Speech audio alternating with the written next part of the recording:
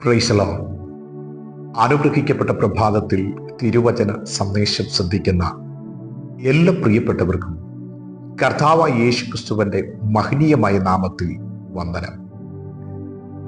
Israel മക്കളെ നയിക്കുന്ന വിഷയം മോശയ്ക്ക് ഒരു ഭാരമായി അനുഭവപ്പെട്ടപ്പോൾ മോശ ദൈവത്തോട് തൻ്റെ സങ്കടം പറയുകയും തൻ്റെ ഭാരം കുറയ്ക്കുവാൻ ആവശ്യപ്പെടുകയും ചെയ്തപ്പോൾ ദൈവം തൻ്റെ വിഷയത്തിന് പരിഹാരം വരുത്തിയതായി നമുക്ക് അവിടെ കാണുവാൻ കഴിയുന്നു.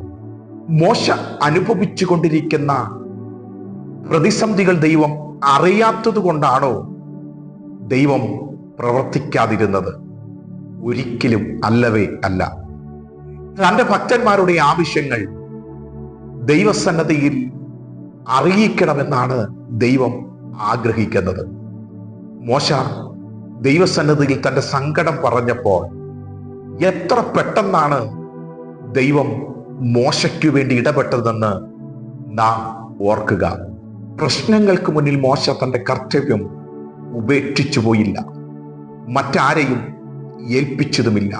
എൻ്റെ സങ്കടങ്ങൾ കാണുകയും എന്നോട് ഇടപെട്ടുകൊണ്ടിരിക്കുകയും ചെയ്യുന്ന ദൈവത്തിന് എൻ്റെ സങ്കടങ്ങൾ പരിഹരിക്കുവാൻ കഴിയും, അവിടുന്ന് അതിന് സന്നദ്ധനാണെന്നുള്ള വിശ്വാസത്തോടുകൂടി ദൈവത്തെ സമീപിച്ചപ്പോൾ മോശയുടെ പ്രശ്നത്തിന് ദൈവം പരിഹാരം വരുത്തി.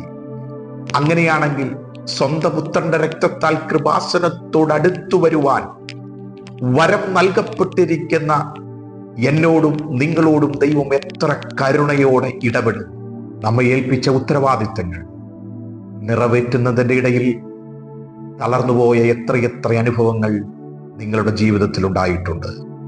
കുടുംബത്തിലെ പ്രതിസന്ധികൾ നിമിത്തം, തലമുറകളുടെ വഴിപിടിച്ചുള്ള ജീവിതം നിമിത്തം, മറ്റിതര വിഷയങ്ങളാൽ തകർന്നിരിക്കുന്ന ആരെങ്കിലും ഈ ശബ്ദം ശ്രദ്ധിക്കുന്നുവെങ്കിൽ നിങ്ങളുടെ ഏത് വിഷയത്തിന് പരിഹാരം വരുത്തുന്ന ആ നല്ലവനായ കർത്താവിൻ്റെ അടുക്കലേക്ക് നിങ്ങളുടെ വിഷയവുമായി കടന്നു വരിക. ഏതു സമയത്തും കൃപാസനത്തോടടുത്തു വരുവാൻ അധികാരം കർത്താവ് നമുക്ക് നൽകിയിരിക്കുകയാണ്. നിന്നെ സഹായിപ്പാൻ, നിന്റെ വിഷയത്തിന് പരിഹാരം വരുത്തുവാൻ ഏതു സമയത്തും സന്നദ്ധനായി നിൽക്കുന്ന ആ ദൈവസന്നിധിയിലേക്ക് കടന്നു വരാം.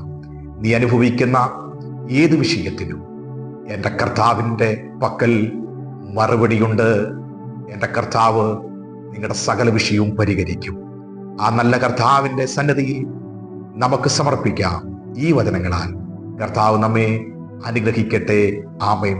Price the Lord.